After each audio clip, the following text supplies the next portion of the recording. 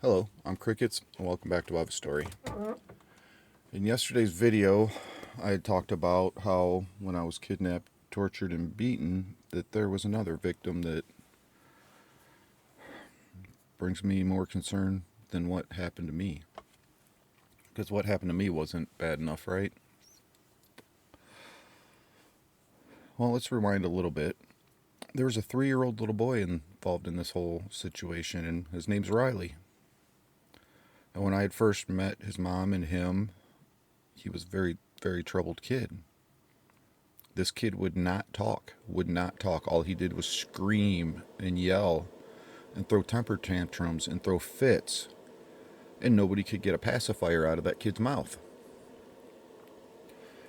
Me being there to protect her and the kid, I started taking him to his mental health experts that were seeing him at the Bowling Green University in Bowling Green, Ohio. And they had spent months and months working with this kid. And please follow along through the whole end of the story. I try to keep it short, but there's a lot of stories in this one that really need to be heard and understood. So I met this kid, and he was very troubled. I could only imagine why. His dad was the one who kidnapped him, tortured him, beat me.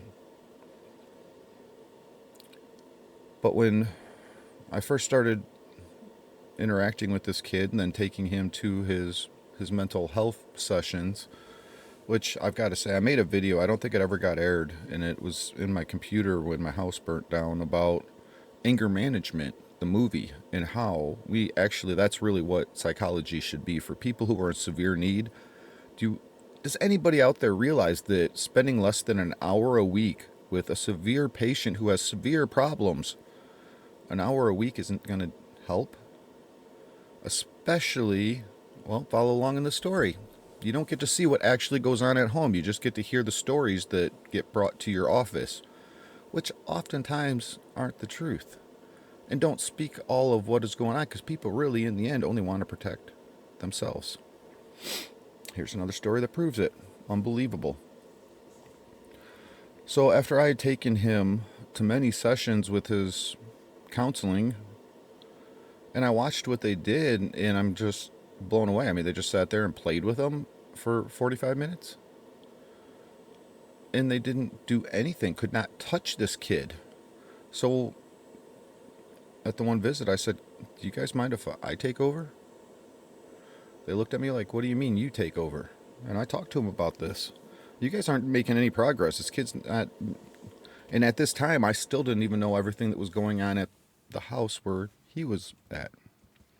I learned that after I was kidnapped and tortured and beaten. And that poor kid was forced to get out of bed in the middle of the night and watch it. But I spent 1 week with that kid. I had him off his pacifier. I took a week off of work, spent 24 hours a day, 7 days a week with that kid, just me and him. Asked Mom, step back and let me spend some time with him. And in 1 week, I had that kid off the binky. I had that kid talking. His temper tantrums and screaming were down to a minimal. And he was actually becoming a happy kid. And when I took him back to the Bowling Green Child Psychiatric Health Center, they looked at me and said, "How did you do that?" I said, "It's easy. I gave the kid 3 things that every kid wants and deserves. I gave him attention. I gave him respect. And I spent time with him and played with him and showed him love. Something that kid had never seen before. That's what all children need." And I kid you not, when I took him back, they said, "Can you come work for us? This is absolutely unbelievable. We can't believe what you did with this kid." Well, it's not hard. You people need to be involved in his life and see what he actually lives in a daily basis. How can you ever treat somebody in severe situations when you don't even know what's going on at home? It's impossible. That's why it doesn't work. But yet we can pay actors, entertainers, sports athletes who get to play games all day.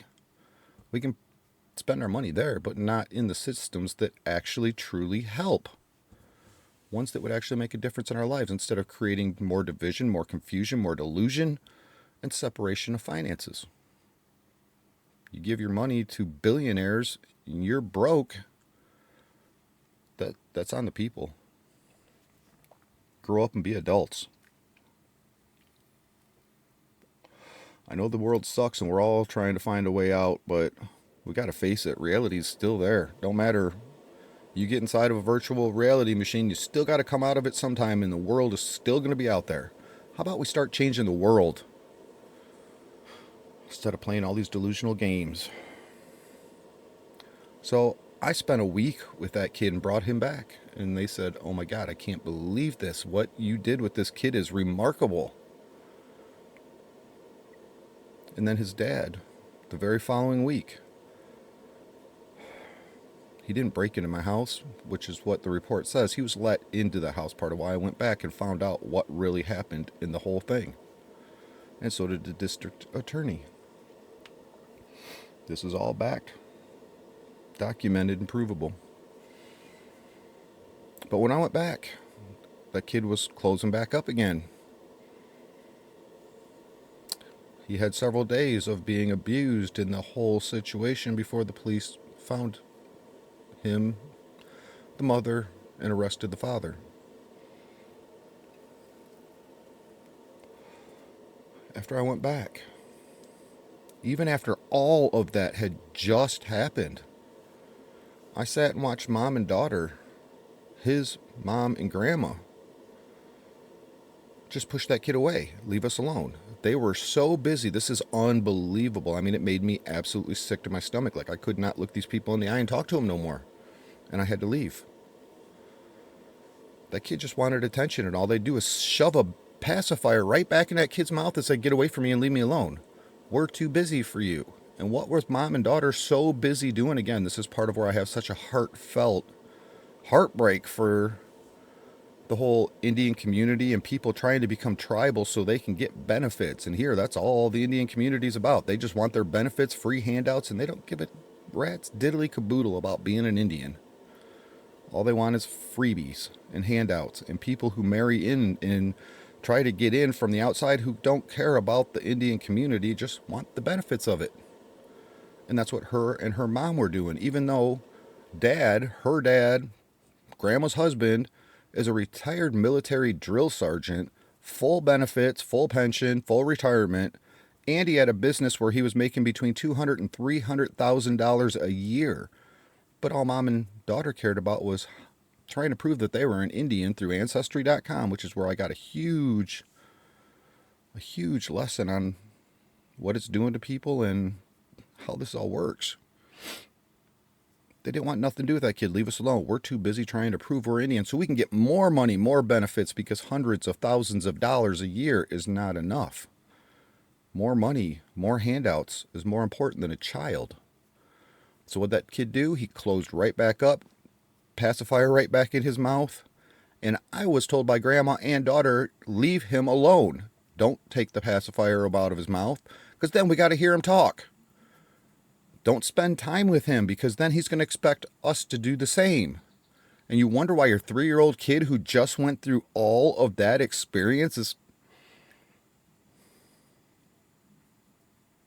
why he's suffering so bad? And showing you that he is suffering, but you still don't care? People understand why I care so much, because I've seen too damn much of it, and I care too much. People are the only thing that matter in this world. All the rest of it is bullshit. Especially our children. And then when I found out his mom was actually the one who let his dad in the door to do that. Again, there's a lot more to the story to finish telling. I found out she was running off with him. That's why they kidnapped and tortured and beat me. And tried to kill me and thought they'd dump my body and left me for dead. But the good Lord picked me up somehow. And I'm still here today to tell the story. I can only imagine what that kid's like today. He was 3 years old back in 2009.